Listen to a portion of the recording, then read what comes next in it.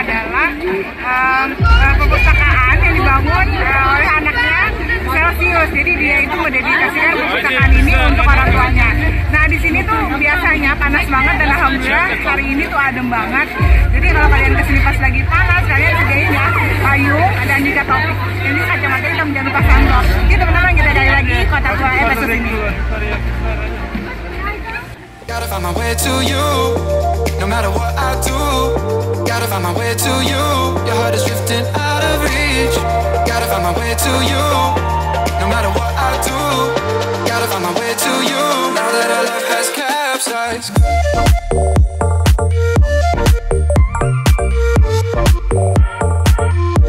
Has capsized.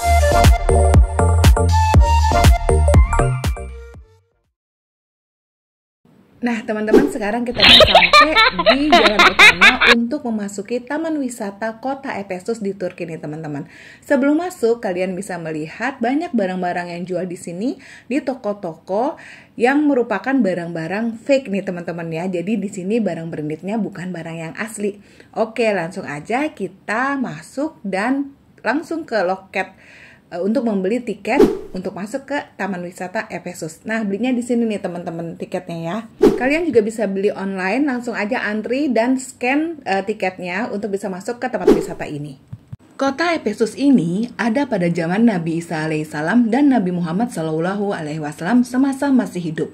Masing-masing aku jelaskan kisahnya ya. Setelah Nabi Isa alaihissalam diangkat oleh Allah ke surga dan musuhnya Nabi Isa alaihissalam dirubah bentuk wajahnya menyerupai Nabi Isa alaihissalam, lalu kemudian dibunuh dengan cara disalib oleh pengikutnya sendiri, yaitu musuhnya Nabi Isa alaihissalam. Lalu setelah kejadian tersebut, salah satu musuhnya yang bernama Paulus masuk ke kota Efesus ini dengan misi untuk menyebarkan ajaran agama Kristen dengan membawa kitab Injil yang baru, bukan kitab Injil yang diwahyukan Allah kepada Nabi Isa alaihissalam. Karena saat itu Efesus adalah masuk dalam kerajaan Yunani kuno yang meyakini kepercayaan pagan atau dewa-dewi. Paulus ini menyebarkan ajaran Kristen yang tidak memperbolehkan khitan. Sementara ajaran di dalam Injil yang diajarkan oleh Nabi Isa alaihissalam adalah mewajibkan khitan. Ajaran yang dibawa oleh Nabi Isa alaihissalam adalah Muslim, bahwa bersaksi tidak ada Tuhan selain Allah dan hanya kepada Allah sajalah kami menyembah. Allah Tuhan yang Maha Esa, tidak beranak dan tidak diperanakan. Yuk kita simak kisah dari kota Efesus ini. Efesus terletak di dekat kota Seljuk di Izmir, memainkan peran penting dalam semua periode sejarah karena lokasi geografisnya. Terletak di antara benua Eropa dan Asia dan terletak di wilayah tengah pantai Egea Anatolia. Di zaman dulu, Efesus adalah pusat perjalanan dan perdagangan. Kota ini adalah salah satu pelabuhan terbesar di dunia kuno. Efesus ini ibarat seperti Pompei di Italia nih Wak. Kota ini pernah hilang akibat gempa bumi, namun kemudian dibangun kembali dan kini menjadi salah satu must visit place jika sedang berkunjung ke Turki. Untuk bisa diambil sebagai pelajaran bahwa kota-kota yang tidak taat kepada Allah dan Rasul-Nya akan sangat mudah Allah hilangkan dan Allah gantikan penduduknya dengan manusia yang baru yang lebih bertakwa kepada Allah Subhanahu wa Ta'ala. Kota Pompei diazab gempa oleh Allah karena kelakuan penduduknya yang melakukan LGBT. Sedangkan di kota Efesus ini juga banyak kemaksiatan dan dosa yang dilakukan penduduknya dengan menyekutukan Allah, menyembah berhala, dan maraknya perzinahan. Orang-orang yang datang dari seluruh dunia ke pelabuhan masuk langsung ke rumah bordil yang ada di depan perpustakaan Celsius. Dua kota ini diazab oleh Allah dengan bencana gempa bumi. Efesus menjadi destinasi yang populer saat berlayar di Turki karena mudah diakses dari pantai. Efesus adalah kota terbesar keempat di Kekaisaran Romawi Timur yang terkenal dengan Artemisium, perpustakaan Celsus, dan sekolah kedokterannya.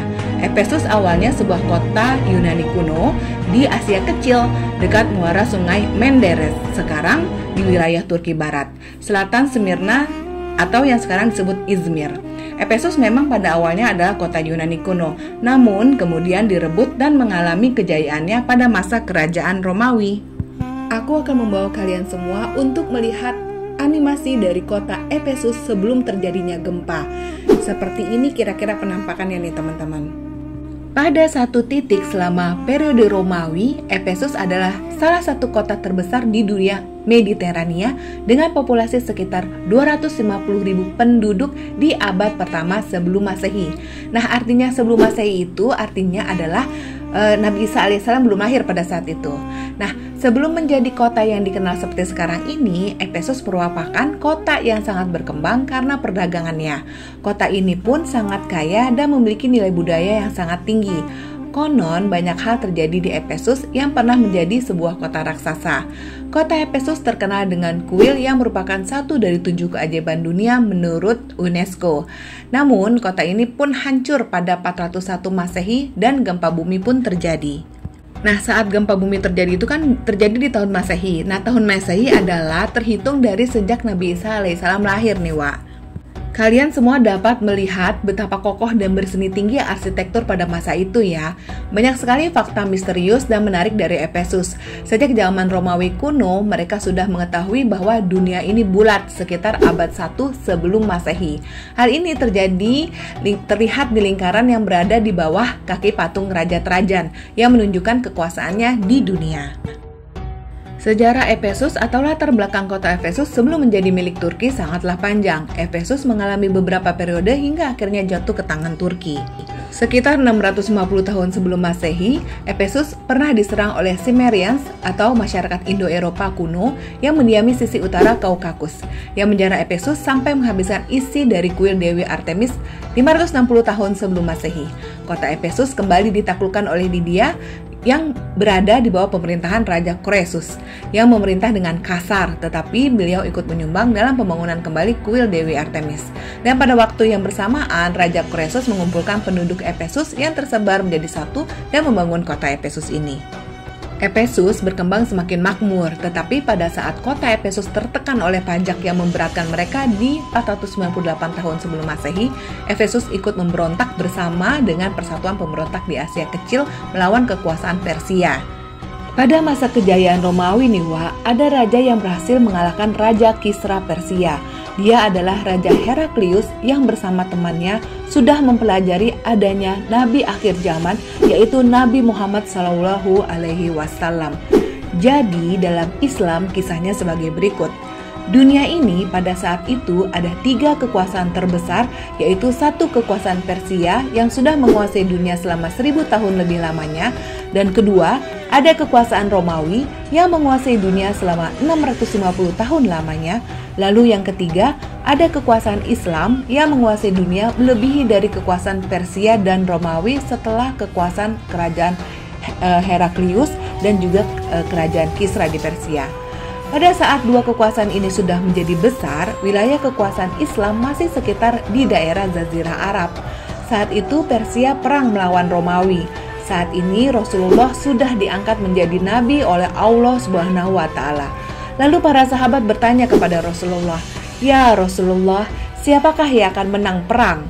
Rasul tidak menjawab, lalu turunlah wahyu dari Allah SWT, Quran Surat Ar-Rum yang artinya bangsa Romawi. Di ayat kedua, Allah memberitahu Rasulullah bahwa bangsa Romawi yang akan dikalahkan oleh bangsa Persia. Dan Allah melanjutkan firman-Nya di dalam Al-Quran di ayat kedua sampai dengan ke-6. Dalam surat Ar-Rum, Allah memberitahu bahwa dalam waktu 7 tahun kemudian bangsa Romawi akan menang telak melawan bangsa Persia. A'udzu billahi minasyaitonir rajim. Bismillahirrahmanirrahim. Alif lam mim. Ghulibatir rum fi adnal ardi wa hum min ba'di ghalabihim sayaqlibun fi bid'i sinin lillahil amru min qablu wa min ba'du wa yawma izi yafrahul mu'minun binasrillah yang suruh man yasha wa huwal azizur rahim wa'dallah la yukhlifullahu wa'dahu walakinna aktsarun nasi la ya'lamun. Yang artinya adalah, aku berlindung kepada Allah dari godaan dan bisikan syaitan yang terkutuk dengan menyebut nama Allah yang Maha Pengasih lagi Maha Penyayang. Alif Lam Mim. Hanya Allah yang mengetahui maksudnya. Telah dikalahkan bangsa Romawi. Artinya, telah dikalahkan bangsa Romawi, mereka adalah ahli kitab yang dikalahkan oleh kerajaan Persia yang bukan ahli kitab. Bahkan orang-orang Persia itu penyembah berhala. Dengan adanya berita ini, bergembiralah orang-orang kafir Mekah. Kemudian mereka mengatakan kepada kaum muslimin, kami pasti akan mengalahkan kalian sebagaimana kerajaan Persia telah mengalahkan kerajaan Romawi. Lalu di ayat ketiga di surat Ar-Rum ini, di negeri yang terdekat dan mereka sesudah dikalahkan itu akan menang. Di negara yang terdekat, yakni di kawasan Romawi yang paling dekat dengan wilayah kerajaan Persia, yaitu di Jazirah Arabia. Kedua pasukan yang besar itu bertemu di tempat tersebut.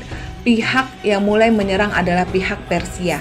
Lalu bangsa Romawi berbalik menyerang dan mereka, yakni bangsa Romawi sesudah dikalahkan itu, di sini masdar dimudafkan pada izim makful, maksudnya sesudah orang-orang Persia mengalahkan mereka, akhirnya mereka akan menang atas orang-orang Persia. Lalu di ayat keempat, dalam beberapa tahun lagi, bagi Allah lah urusan sebelum dan sesudah mereka menang, dan di hari kemenangan bangsa Romawi itu bergembiralah orang-orang yang beriman. Jadi dalam beberapa tahun lagi, pengertian lafal bidu usinina adalah mulai dari 3 tahun sampai dengan 9 atau 10 tahun.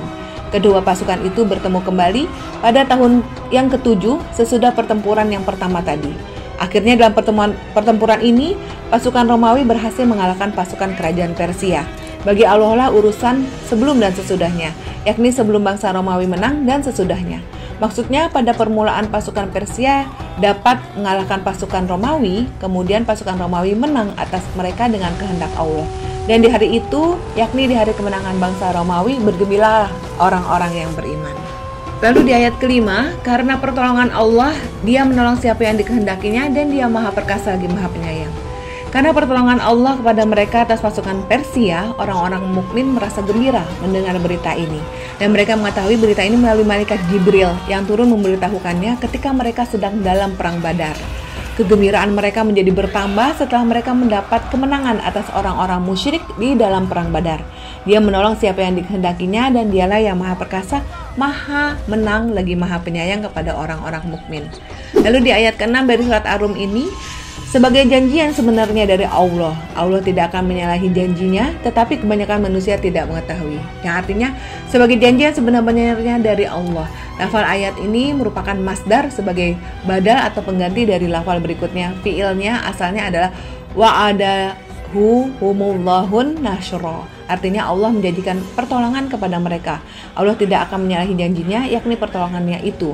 Tapi kebanyakan manusia, orang-orang kafir Mekah tidak mengetahuinya. Janjinya yang akan menolong orang-orang beriman. Dengan pertolongan Allah, bangsa Romawi menang di bawah kepemimpinan Raja Heraklius melawan Raja Kisra Persia. Pada saat bersamaan dengan kemenangannya, Rasulullah menuliskan surat kepada Raja Heraklius atau rajanya Romawi dan kepada Raja Kisra atau rajanya Persia. Kisah ini ada dalam hadis Bukhari Muslim, isi suratnya sebagai berikut. Dengan nama Allah, Maha Pengasih dan Maha Penyayang. Dari Muhammad hamba Allah dan utusannya kepada Heraklius pembesar Romawi. Salam sejahtera bagi yang mengikuti petunjuk yang benar. Dengan ini saya mengajak Tuhan menuruti ajaran Islam. Terimalah ajaran Islam, Tuhan akan selamat. Tuhan akan memberi pahala 2 kali lipat kepada Tuhan. Kalau Tuhan menolak, maka dosa orang-orang Arisin menjadi tanggung jawab Tuhan. Wahai orang-orang ahli kitab, marilah sama-sama kita berpegang pada kata yang sama antara kami dan kamu, yakni bahwa tak ada yang kita sembah selain Allah dan kita tidak akan mempersekutukannya dengan apapun, bahwa yang satu tak akan mengambil yang lain menjadi Tuhan selain Allah. Tetapi kalau mereka mengelak juga, katakanlah kepada mereka, saksikanlah bahwa kami ini orang-orang Islam. Ini diabadikan dalam Quran surat ketiga ayat ke-64. Surat tersebut sampai ke tangan Heraklius dari Dihiyat bin Khalifah Al-Kalbi ketika dia berada di Ilya, Baitul Maqdis atau Palestina. Saat itu sang kaisar sedang menyempurnakan nazarnya. Dan surat yang diberikan kepada Raja Kisra Persia berbunyi sebagai berikut. Bismillahirrahmanirrahim. Dari Muhammad Rasulullah kepada Kisra Raja Persia, kesejahteraan bagi siapapun yang mengikuti petunjuk, beriman kepada Allah dan utusannya, bersaksi bahwa tiada Tuhan selain Allah yang tiada sekutu baginya, dan Muhammad adalah hamba dan utusannya. Aku menyuruh Tuhan dengan seruan Islam. Sesungguhnya aku adalah utusan Allah kepada seluruh manusia untuk memberi peringatan kepada orang yang hidup dan orang yang membenarkan perkataan atas orang-orang kafir. Masuklah Islam, niscaya Tuhan akan selamat. Namun jika Tuhan menolak, maka dosa orang-orang Majusi ada di pundak Tuhan. Membaca surat itu, Kisra marah dan merobek-robek surat itu sambil berkata, seorang budak yang hina dari rakyatku menulis namanya sebelum aku berkuasa. Utusan Nabi pun pulang ke Madinah dan melaporkan sikap dan perkataan Kisra Persia itu. Mendengar laporan itu, Rasulullah berkata, Allah akan mengoyak kerajaannya. Di istana Persia, setelah merobek surat Nabi, Khosru II mengirim utusan kepada wali negeri Yaman Badan. Yaman di zaman itu masuk kekuasaan Persia. Dia memerintahkan Badan mengirim utusan untuk Nabi Muhammad. Kirim utusan untuk menemui orang dari Hijaz itu, lalu bawalah dia kepadaku, perintah Kisra. Dua utusan wali negeri Yaman mengunjungi Rasulullah di Madinah. Utusan ini dijadwalkan bertemu Nabi esok hari setelah kedatangannya. Ketika utusan ini menghadap Nabi, memberitahukan ada kudeta terhadap Kisra dan raja itu terbunuh. Utusan itu kaget mendengarnya. Apakah Tuhan sadar atas apa yang Tuhan katakan? Kata utusan itu. Sebenarnya kami datang untuk memberi peringatan kepadamu. Sekarang apa Tuhan mau jika kami menulis perkataan Anda itu dan kami laporkan kepada raja kami? Katanya. Dengan tenang Nabi menjawab, silakan sampaikan hal ini kepadanya. Sampaikan juga pesanku kepadanya bahwa agama dan kekuasaanku akan meluas seperti yang dicapai Kisra, menguasai yang kaya maupun yang miskin. Sampaikan pula kepadanya, apabila Tuhan mau masuk Islam, kuberikan apa yang menjadi milik Tuhan dan mengangkat Tuhan sebagai pemimpin bagi kaumnya, sambung Nabi. Kedua utusan itu lalu pulang dan melaporkan pertemuan dengan Nabi kepada wali negara Badan. Tak berselang lama, datang utusan dari ibu kota Parsi mengirim surat pemberitahuan bahwa putra mahkota Siruyah yang bergerak Kubat II telah naik tahta dan Kisra telah mati. Sementara surat yang diberikan Nabi kepada Raja Heraklius tidak dirobek, karena Raja Heraklius mempelajari kitab-kitab Zabur yang diturunkan Allah kepada Nabi Daud alaihissalam, kitab Taurat yang diturunkan Allah kepada Nabi Musa alaihissalam, dan kitab Injil yang diturunkan Allah kepada Nabi Isa alaihissalam. Dan di ketiga kitab tersebut Allah berfirman akan ada Nabi terakhir di akhir zaman bernama Muhammad, dan disebutkan ciri-ciri Nabi secara lengkap. Jadi Raja Heraklius sudah mengetahui ini nih, Lalu Raja mengajak temannya untuk mencari orang Arab yang ada di daerahnya untuk diundang ke istana untuk berdiskusi dengan Raja mengenai Rasulullah Muhammad SAW. Selanjutnya, dia mencari orang Mekah yang saat itu sedang berdagang di Syam. Pada saat yang sama, ternyata Abu Sufyan sedang menjalankan bisnis di Syam. Terjadilah dialog antara Raja dengan Abu Sufyan sebelum ia masuk Islam. Radhiyallahu anhu membahas ciri-ciri Nabi yang diutus di Mekah. Salah satu ciri yang sama dengan ajaran Nabi SAW adalah dalam Islam Rasulullah mewajibkan khitan atas perintah Allah. Disinilah Raja Heraklius sangat yakin bahwa Muhammad yang mengirimnya surat adalah seorang nabi akhir zaman yang sudah tertulis di kitab-kitab terdahulu. Dan semua ciri-ciri Rasulullah yang disampaikan oleh Abu Sufyan benar-benar sama dengan yang ada pada kitab-kitab terdahulu yang dia pelajari. Raja Heraklius merespon surat itu bukan dalam bentuk operasi militer untuk menghadang para penganut Islam, tapi melalui media yang sama, yakni surat. Korespondensi dengan surat merupakan sebuah langkah diplomasi yang lazim pada masa itu, Dalam balasannya, Heraklius menyebut Nabi Muhammad sebagai yang terpuji Ahmad, yang kedatangannya telah dinubuatkan oleh Injil. Dengan kata lain, ia mengakui tanda-tanda kenabian yang ada pada Nabi Muhammad. Surat Nabi Muhammad jelas membawa efek pada Heraklius. Sang raja tertarik dengan ajaran Islam. Ia bahkan memberitahu para jenderalnya bahwa ia akan memeluk agama yang dibawa Nabi Muhammad itu dan mengajak semua rakyatnya untuk memeluk Islam. Jadi Raja Heraklius ini udah bersaksi bahwa Aku bersaksi bahwa tidak ada Tuhan yang patut disembah kecuali Allah, dan aku bersaksi bahwa Nabi Muhammad adalah utusan Allah, dan sudah mengajak para jenderal-jenderalnya untuk ikut masuk ke dalam Islam. Namun saat itu para panglimanya, para jenderalnya itu tidak bisa menerima keputusan tersebut. Alhasil Raja Heraklius menarik kembali keputusannya karena takut tidak dihormati lagi oleh rakyat yang dipimpinnya. Ya begitulah hidayah ya Wak, mahal banget hidayah itu, gak semua orang bisa mendapatkan. Allah maha mengetahui siapa-siapa hamba yang tulus ikhlas menyembahnya dan berhak mendapatkan hidayahnya. Maka dari itu Wak, peluk erat-erat hidayah dari Allah untuk kita jaga. Jaga betul ya Wak. Dan Wak, pada tahun 614 Masehi, kota Efesus diajab oleh Allah dengan gempa bumi yang sangat dahsyat dan menyeramkan, yang bisa meluluh lantahkan sebagian kota Efesus sampai hancur dan penduduk kota ini mati. Kejadian ini terjadi saat Nabi Muhammad SAW berusia 44 tahun. Karena Romawi dan Efesus yang termasuk dalam wilayah kerajaan Romawi tetap menyembah berhala dan tidak mau menyembah Allah, maka Allah azab mereka dengan gempa bumi. Dan Allah karuniakan pertolongannya kepada Nabi Muhammad SAW untuk memperluas kekuasaan Islam sampai ke tanah Romawi dan Persia.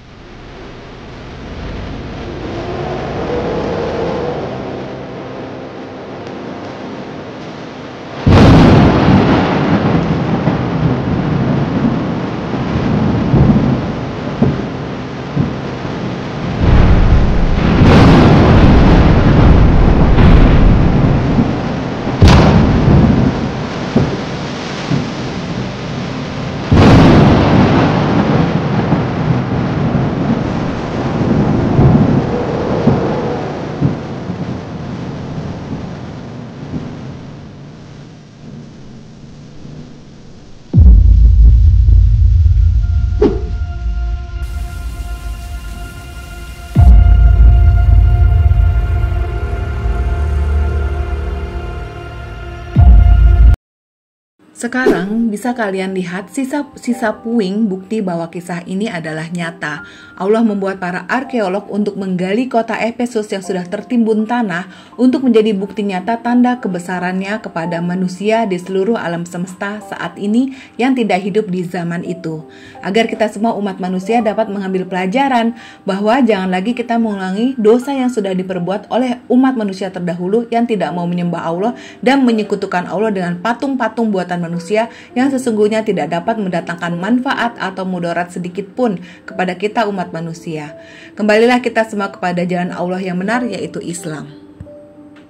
Nah, bagaimana dengan kisah 7 pemuda Ashabul Kahfi? Apa benar kejadiannya terjadi juga di kota Efesus ini, Kahwa? Yuk langsung aja kita simak kisahnya. Sebenarnya masih menjadi perdebatan di mana sebenarnya goa tempat cerita 7 orang Ashabul Kahfi yang tertidur lebih dari 300 tahun itu berada.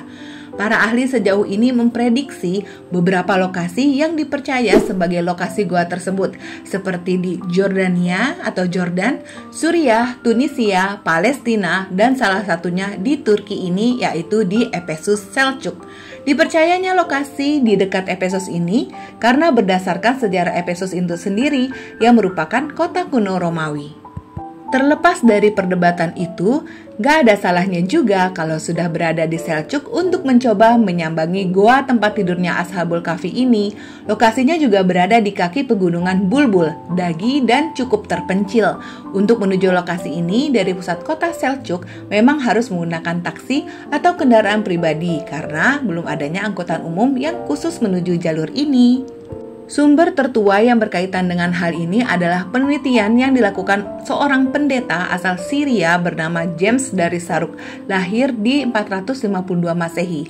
Ahli sejarah terkemuka Gibbon telah banyak mengutip dari penelitian James dalam bukunya yang berjudul The Decline and Fall of the Roman Empire, yaitu kemunduran dan runtuhnya kekaisaran Romawi. Berdasarkan buku ini, kaisar yang memerintah dan berusaha melakukan penyiksaan terhadap orang-orang yang tidak mau menyembah berhala adalah Kaisar Decius. Menurut Gibbon, nama dari tempat ini adalah Efesus, terletak di pantai barat Anatolia. Kota ini adalah salah satu pelabuhan dan kota terbesar dari Kekaisaran Romawi. Saat ini, reruntuhan kota ini dikenal sebagai kota antik Efesus. Sementara itu, Al-Quran tidak secara jelas menyebutkan tempat di mana Ashabul Kahfi tertidur. Secara implisit, Al-Quran dalam Quran Surat Al-Kahfi ayat ke-17 menyebutkan ciri-ciri dari gua tersebut. Allah Subhanahu wa Ta'ala berfirman yang artinya, "Dan kamu akan melihat matahari ketika terbit condong dari gua mereka ke sebelah kanan. Dan bila matahari itu terbenam menjauhi mereka ke sebelah kiri, sedang mereka dalam tempat yang luas dalam gua itu. Itu adalah sebagian dari tanda-tanda kebesaran Allah.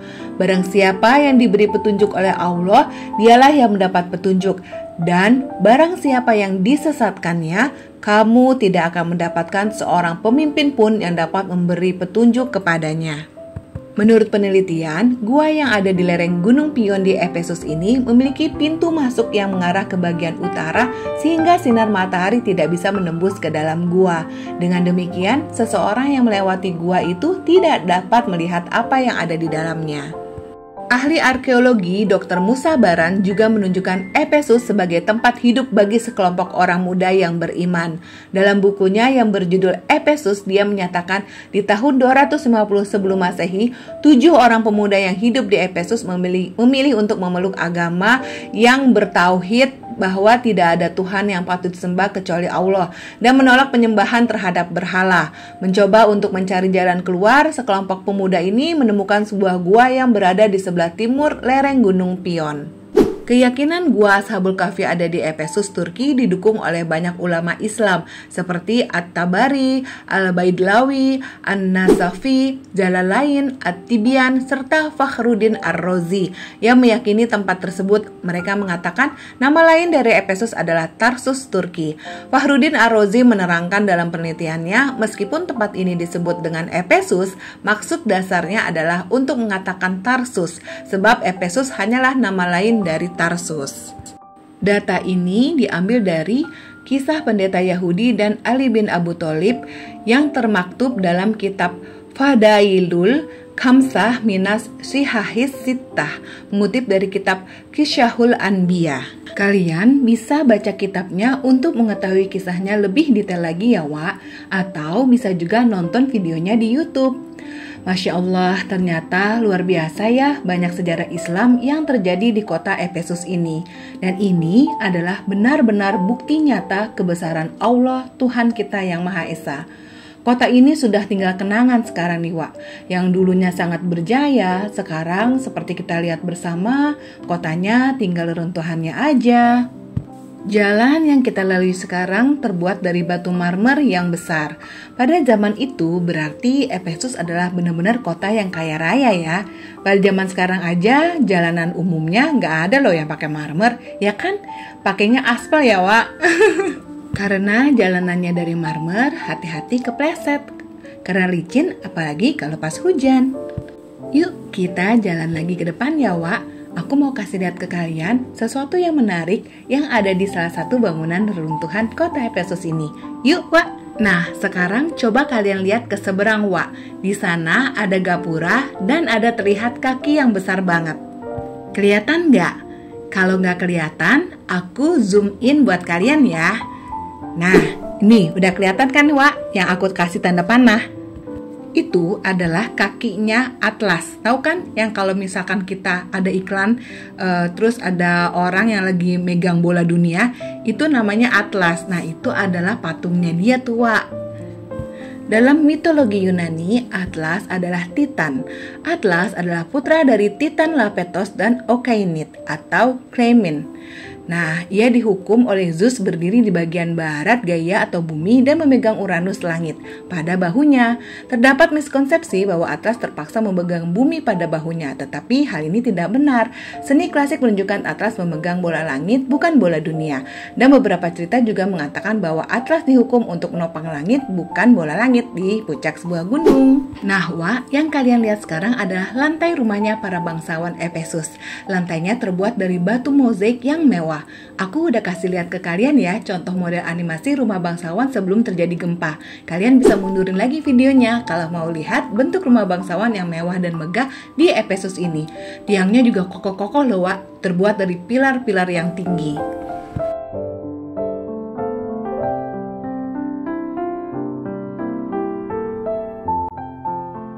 Sekarang aku mau kasih lihat ke kalian gerbang Medusa. Sebagian dari kalian udah pernah dengar dong ya tentang si Medusa ini. Siapa nih di antara kalian yang suka minum Starbucks? Nah, logo Starbucks ini terinspirasi dari Medusa. Siapakah dia? Medusa yang berarti penjaga atau pelindung adalah makhluk mitologi Yunani yang berwujud seorang wanita cantik dengan ular sebagai rambutnya. Siapapun yang menatap langsung pada matanya akan berubah menjadi batu. Medusa tewas dibunuh Perseus yang kemudian menggunakan kepalanya sebagai senjata sebelum diberikan kepada Athena untuk ditempatkan pada perisai atau tameng Aigis. Dalam kisah mitologi Yunani, 3 Gorgon, Medusa, Steno, dan Rele adalah anak dari dewa laut kuno Phorkys dan adiknya Keto. Steno dan Rele diceritakan sebagai makhluk abadi, sedangkan Medusa tidak. Oleh karena itu, Medusa dapat dibunuh oleh Perseus. Medusa pada awalnya adalah seorang perawan cantik dan merupakan pendeta wanita di kuil milik Athena. Namun, suatu ketika ia menjalin asmara dengan Poseidon di dalam kuil Athena. Hal ini membuat Athena marah. Ia pun mengubah rambut Medusa menjadi ular dan mengutuk Medusa sehingga siapapun yang melihat matanya akan menjadi batu.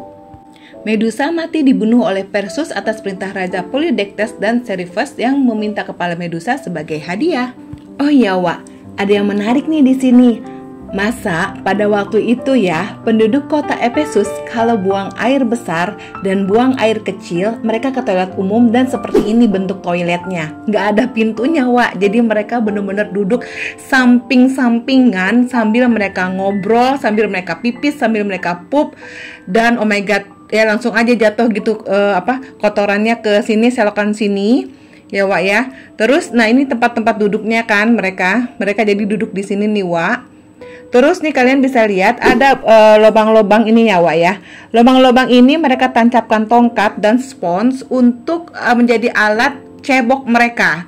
Nah, air mengalir di bawah sini nih, Wak nih yang aku kasih tanda panah. Jadi mereka celupin sabun, terus sama celupin air ke spons itu, terus mereka cebok, terus mereka taruh lagi dan mereka bersihin lagi pakai air, terus mereka taruh lagi untuk untuk yang berikutnya. Mau pakai toilet, aduh bener-bener luar biasa ya. Itu kebersihannya gimana ya, Wak ya? Kalau menurut aku sih kurang bersih karena memang terbukti pada waktu itu wabah malaria terjadi di kota Efesus ini. Dan untuk waktu musim dingin mereka membayar, orang-orang kaya itu membayar orang-orang yang kurang mampu untuk menduduki dulu si toilet supaya anget. Jadi mereka yang orang-orang kaya tuh pada saat buang air kecil atau buang air besar di toilet nggak merasa kedinginan. Aduh, aneh banget ya, Wak ya. Ngebayangin nih aku aja udah geli banget karena nggak kebayang ke toilet bareng-bareng terus nggak ada pintunya sama sekali. Itu kan baunya minta ampun ya, Wak. Udah gitu mereka nyantai aja sambil ngobrol-ngobrol. Aduh, bener-bener nggak kebayang deh, geli. Ya udah yuk langsung aja, Wak, kita lanjut lagi telusuri reruntuhan kota Efesus ini. Yuk.